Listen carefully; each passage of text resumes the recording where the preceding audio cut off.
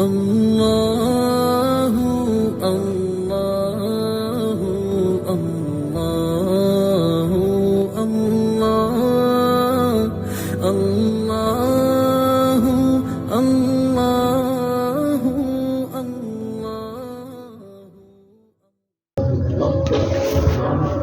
الحمد لله نحمده ونستعينه ونستغفره ونؤمن به ونتوكل عليه ونعوذ بالله من شرور أنفسنا ومن سيئات أعمالنا من يهده الله فلا مضل له ومن يضلله فلا هادي له ونشهد أن لا إله إلا الله وحده لا شريك له ونشهد أن سيدنا وسندنا ونبينا ومولانا محمدا عبده ورسوله صلى الله تعالى عليه وعلى آله وأصحابه أجمعين أما بعد فأعوذ بالله من الشيطان الرجيم بسم الله الرحمن الرحيم شهر رمضان الذي أنزل فيه القرآن هدى للناس وبينات من الهدى والفرقان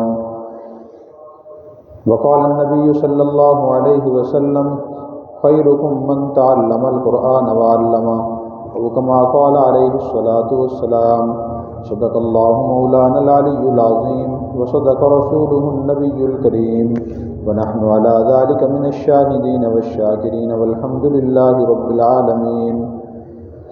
میرے محترم بزرگوں اور بھائیوں، اللہ تعالیٰ نے ہمیں جن نعمتوں سے نوازا ہے ان میں سے ایک عظیم الشان نعمت قرآن کریم ہے۔ قرآن کریم اللہ تبارک و تعالیٰ کی طرف سے قیامت تک آنے والی انسانیت کے لیے آخری ہدایت نامہ ہے، اور مسلمانوں کو اس وقت یہ بھی خصوصیت حاصل ہے کہ مسلمان دنیا کی واحد قوم ہے جس کے پاس اللہ تعالیٰ کی کتاب اپنی اصلی شکل میں موجود ہے۔ تورات، انجیل، زبور بھی اللہ کی کتابیں تھیں، لیکن وہ تبدیل ہو چکی ہیں۔ جن قوموں کے انبیاء پر وہ نازل ہوئے خود بھی مانتے ہیں کہ تورات، انجیل، زبور آج اپنی اصلی شکل میں موجود نہیں ہے۔ قرآن کریم اللہ تعالیٰ نے اپنی شکل میں موجود رکھا ہوا ہے، اور قیامت تک اللہ کا یہ وعدہ ہے، قیامت تک یہ اصلی شکل میں محفوظ رہے گا۔ میں کہ انا نحن نزلنا الذکر و انا لہ لحافظون، بے شک قرآن ہم نے نازل کیا اور ہم ہی اس کی حفاظت کرنے والے ہیں۔ تو قرآن کریم اللہ تعالیٰ نے کیوں محفوظ رکھا ہوا ہے، اسے نازل کیوں کیا؟ قرآن کریم میں ہی جب غور کرتے ہیں تو ان سب سوالوں کا جواب مل جاتا ہے۔ اللہ تعالیٰ نے ارشاد فرمایا شہر رمضان الذی انزل فیہ القرآن، کہ رمضان کا مہینہ وہ ہے جس میں قرآن نازل کیا گیا، یعنی لوح محفوظ سے آسمان دنیا پر رمضان المبارک کے آخری عشرے میں قرآن کریم اللہ نے نازل فرمایا۔ پھر آسمان دنیا سے نبی کریم صلی اللہ علیہ وسلم پر 23 سال کے عرصے میں نازل ہوا۔ جیسے ضرورت پیش آتی رہی اللہ تعالیٰ قرآن کریم نازل فرماتے رہے، اور جتنی بھی آسمانی کتابیں ہیں، صحیفے ہیں، وہ رمضان المبارک میں ہی نازل ہوئے ہیں۔ تو اسی وجہ سے رمضان المبارک میں آج بھی قرآن کریم زیادہ پڑھا جاتا ہے، تراویح میں تلاوت کی جاتی ہے۔ مسلمان مرد، مسلمان عورتیں اپنے گھروں میں، مساجد میں، دفتروں میں، دکانوں میں، فضاؤں میں، سمندروں میں قرآن کریم کثرت سے پڑھتے ہیں۔ تو پڑھنا بھی چاہیے۔ قرآن کریم کا ہمارے ذمہ ایک حق یہ ہے۔ دوسرا حق اس کو سمجھنا ہے کہ ہم قرآن کریم کو سمجھیں بھی۔ اللہ اور رسول کی طرف سے اس کا ہم سے بہت زیادہ مطالبہ ہے، اور قرآن کریم اتارنے کا اصل مقصد بھی یہ ہے کہ مسلمان اس کو سمجھیں اور سمجھ کر اس پر عمل کریں۔ اسی لیے اللہ تبارک و تعالیٰ نے ہر آسمانی کتاب جس نبی پر نازل فرمائی اس نبی اور قوم کی زبان میں نازل فرمائی۔ قرآن کریم نبی کریم صلی اللہ علیہ وسلم پر نازل ہوا، عربی زبان میں نازل ہوا۔ عربی میں اس لیے نازل کیا گیا کہ آپ صلی اللہ علیہ وسلم کی زبان عربی تھی، صحابہ کرام کی زبان عربی تھی، وہ اس سے پڑھتے تھے اور سمجھ جایا کرتے تھے، پھر اس پر عمل کرتے تھے۔ آج ہمارے اندر یہ بڑی کمی ہے کہ اکثر مسلمان قرآن ایک تو پڑھتا ہی نہیں۔ بعض لوگ اس بات پہ خوش ہوتے ہیں کہ الحمدللہ میں نے قرآن پڑھا ہوا ہے، یعنی بچپن میں نے قاری صاحب سے، حافظ صاحب سے قرآن پڑھا تھا، اس پہ خوش ہیں۔ روزانہ تلاوت نہیں کرتے، جبکہ روزانہ اس کا تلاوت کرنا اس کا حق ہے۔ جیسے آج کل تو لوگ زیادہ سوشل میڈیا استعمال کرتے ہیں، فیس بک کو دیکھتے ہیں، واٹس ایپ کتنا پڑھتے ہیں، دنیا کے کتنے کورس کرتے ہیں لیکن قرآن کریم نہیں پڑھتے، یہ کتنی بڑی محرومی اور غفلت کی بات ہے یہ کہ اللہ کی کتاب موجود ہو، انسان اس کو پڑھے ہی نہ۔ تو اس لیے آپ صلی اللہ علیہ وسلم نے جب قرآن نازل ہونا شروع ہوا، صحابہ کرام نے اس کے پڑھنے کے فضائل بیان فرمایا کہ پڑھیں اسے۔ آپ نے یہ ارشاد فرمایا کہ جو قرآن کریم کا ایک حرف پڑھے اس 10 نیکیاں ملیں گی۔ پھر فرمایا کہ میں یہ نہیں کہتا کہ الف لام میم ایک حرف ہے، تو لفظ ہے، اس میں 3 حروف ہیں، الف لام اور میم، تو اس کے پڑھنے سے 30 نیکیاں ملیں گی۔ یہ عام حالت کی بات ہے۔ اگر مسلمان قرآن کریم نماز میں کھڑے ہو کر پڑھے تو ہر حرف پر 100 نیکیاں ملتی ہیں، اور یہ کم سے کم درجہ ہے، سب سے اونچا درجہ یہ نہیں ہے پڑھنا، اس سے اونچا درجہ جو ہے وہ اس کو سمجھنا ہے، اس کو ہم سمجھنے کی کوشش کریں۔ صرف کتاب تلاوت نہیں ہے، کتاب ہدایت ہے۔ اسی آیت میں اللہ فرما رہے ہیں کہ شہر رمضان الذی انزل فیہ القرآن ھدی للناس، قرآن رمضان کے مہینے میں اتارا گیا لوگوں کو راستہ دکھانے کے لیے کہ لوگ راستہ دیکھیں، اس سے رہنمائی لیں۔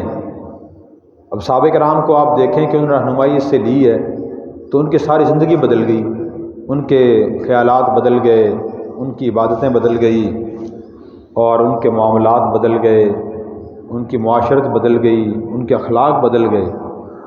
قرآن کریم اترنے سے پہلے کہ ان کے عقائد دیکھیں، عقائد غلط تھے، اب قرآن کریم میں ہی اللہ نے بیان فرمائے ہیں کہ وہ بڑی حیرت سے کہتے تھے اجعل الآلہۃ الہا واحدا، کیا محمد نے سب خداؤں چھوڑ کے ایک خدا بنا لیا؟ تو ایک خدا کیسے سارا نظام چلا سکتا ہے، معاذ اللہ۔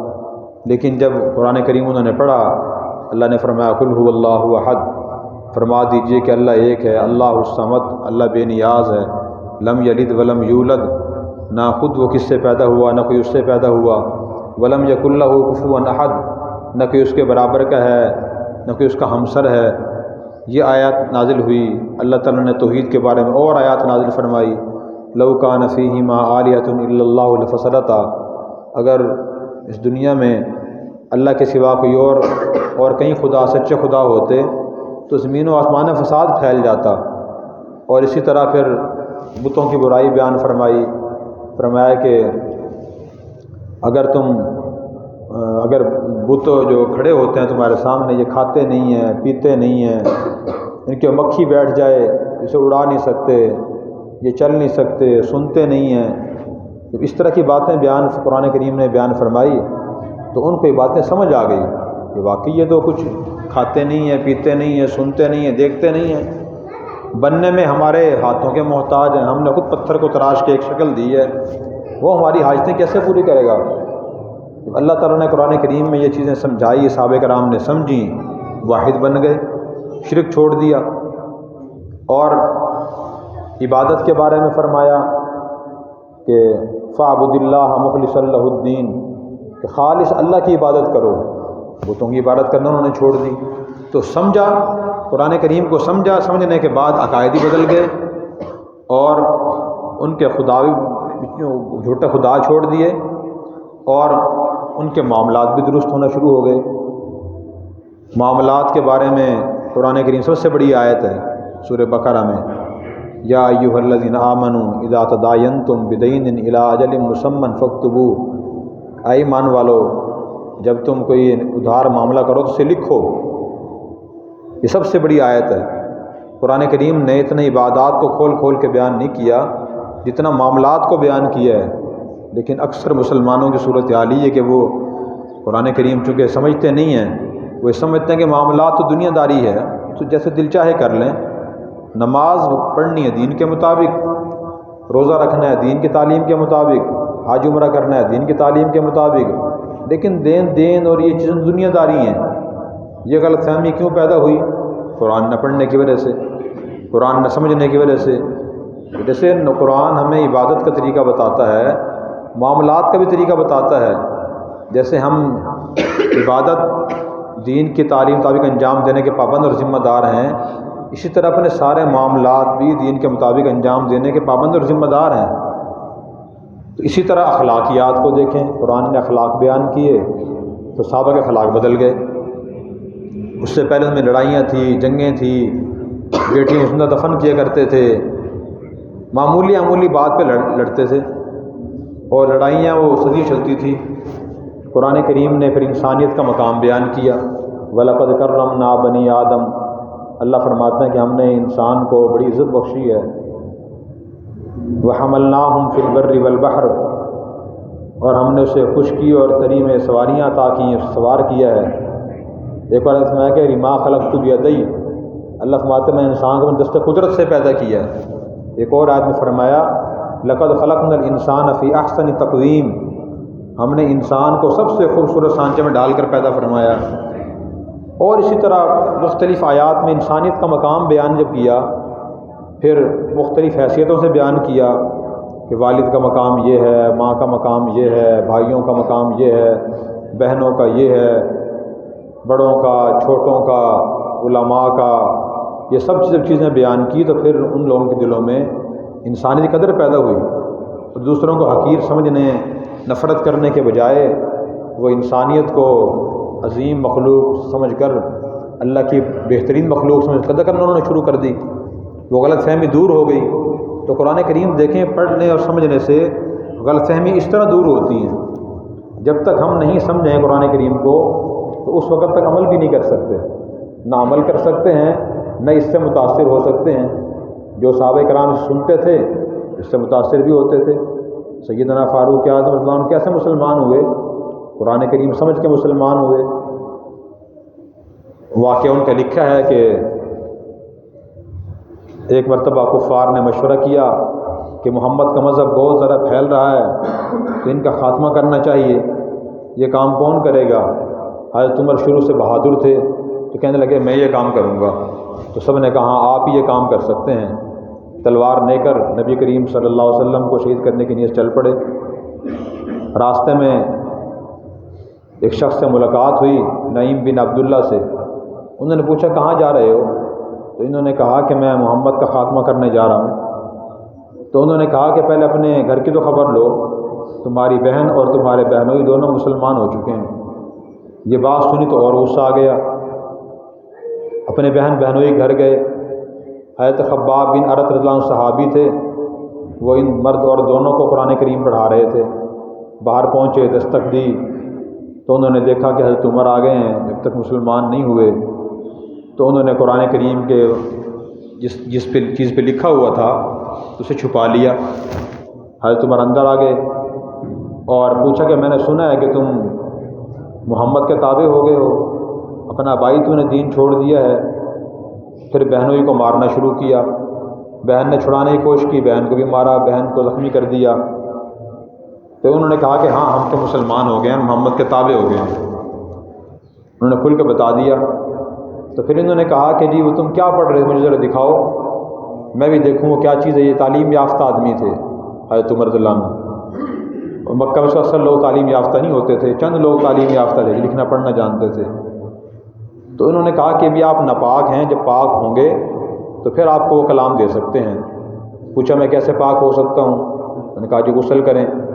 غسل کیا، اس کے بعد سورہ طٰہٰ کی یہ آیات وہ دونوں میں بھی پڑھ رہے تھے، وہ ان کو دیں۔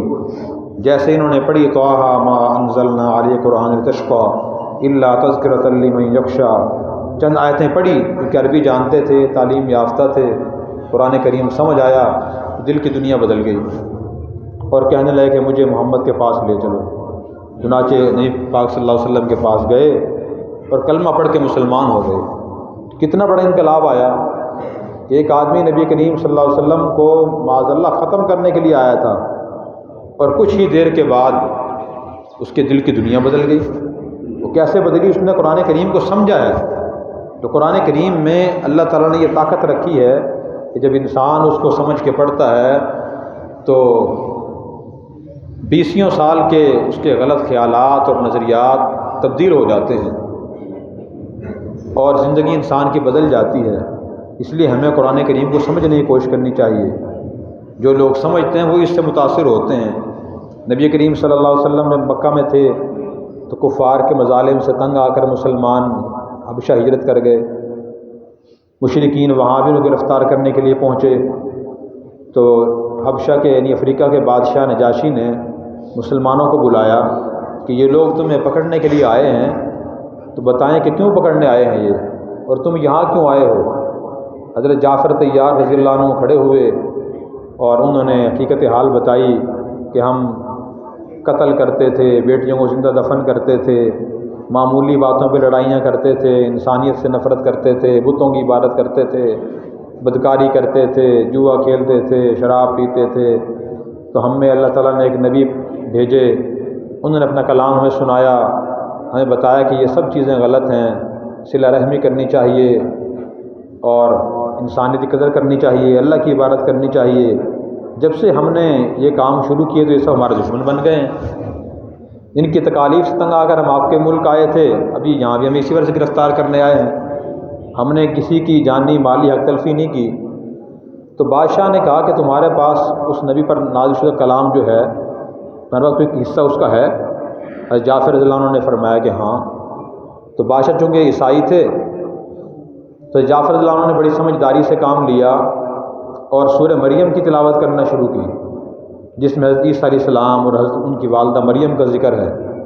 جیسے ہی بادشاہ نے تلاوت سنی، کیونکہ عربی سمجھتا تھا، اس کی آنکھوں سے آنسو جاری ہو گئے اور اس نے کہا کہ یہ تو ویسا ہی کلام ہے جیسا عیسیٰ علیہ السلام پہ نازل ہوا تھا، اس کے تو اثرات ویسے ہی ہیں۔ چنانچہ بادشاہ مسلمان ہو گیا۔ پھر اس نے کافی عرصے کے بعد جب حضور صلی اللہ علیہ وسلم مکہ سے مدینہ ہجرت کر گئے، اپنے 70 افراد بھیجے کہ جائیں نبی کے پاس ان کی زیارت کر کے آئیں، تو اس نے ہدیے ہی بھیجے اور ایمان لے کے آئیں۔ جب وہ حضور صلی اللہ علیہ وسلم کے پاس آئے تو آپ نے ان کو سورہ یاسین سنائی۔ سورہ یاسین جب انہوں نے سنی اور سمجھی تو ان کی بھی آنکھوں سے آنسو جاری ہو گئے۔ قرآن کریم میں اللہ تعالیٰ نے اس کا ذکر فرمایا، وَإِذَا سَمِعُوا مَا أُنزِلَ إِلَى الرَّسُولِ تَرَىٰ أَعْيُنَهُمْ تَفِيضُ مِنَ الدَّمْعِ مِمَّا عَرَفُوا مِنَ الْحَقِّ، کہ جب انہوں نے اللہ کا کلام سنا تو حق کو پہچان لیا اور ان کی آنکھوں سے آنسو جاری ہو گئے۔ اس لیے ہمیں قرآن کریم کی تلاوت بھی کرنی چاہیے اور اس کو سمجھ کر پڑھنا بھی چاہیے، تاکہ اس سے ہمارے بھی دل متاثر ہوں، ہمیں رہنمائی حاصل ہو، ہمیں اس سے ہدایت ملے۔ اتنی عظیم الشان کتاب پاس ہوتے ہوئے اس رہنمائی حاصل نہ کرنا، راستہ نہ پوچھنا، زندگی میں اس سے فائدہ حاصل نہ کرنا بڑی محرومی کی بات ہے۔ سب حضرات کوشش فرمائیں گے۔ بعض لوگ سمجھتے شاید مولویوں کا کام ہے قرآن پڑھنا، حدیث پڑھنا، مسئلے پڑھنا۔ کیوں بھائی؟ قرآن کریم کیا ہماری کتاب نہیں ہے؟ اللہ نے نازل نہیں فرمائی؟ اللہ ہم سب کے ہیں، نبی کریم صلی اللہ علیہ وسلم پہ نازل نہیں ہوئی؟ نبی پاک سب مسلمانوں کے نبی ہیں اور رسول ہیں، اور نبی نے کیا سب کو قرآن سمجھنے کی تلقین نہیں فرمائی؟ جتنے صحابہ کرام تھے وہ سارے مسلمان تھے، قرآن کریم پڑھتے بھی تھے، سمجھتے بھی تھے، عمل بھی کرتے تھے۔ اس لیے روزانہ کم از کم ایک آیت ترجمے کے ساتھ لازمی پڑھنے کا عزم کریں۔ اگر ایک آیت بھی ترجمے کے ساتھ ہم پڑھیں گے تو زندگی میں بڑا انقلاب آ جائے گا۔ چھوٹی چھوٹی آیات ہیں، قل هو اللہ احد، اللہ ایک ہے، چھوٹی چھوٹی آیات ہیں، لیکن زندگی میں بھی انسان کے انقلاب برپا کر دیتی ہیں اگر انسان سمجھ کے پڑھے تو۔ اللہ تبارک و تعالیٰ مجھے اور آپ قرآن سے محبت نصیب فرمائے اور قرآن کریم سمجھ کر اخلاص سے نیت سے عمل کرنے کی توفیق عطا فرمائے۔ وآخر دعوانا ان الحمد للہ رب العالمین۔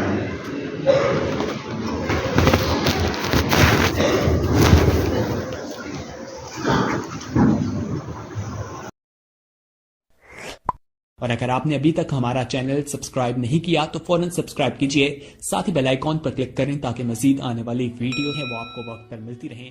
اللہ حافظ۔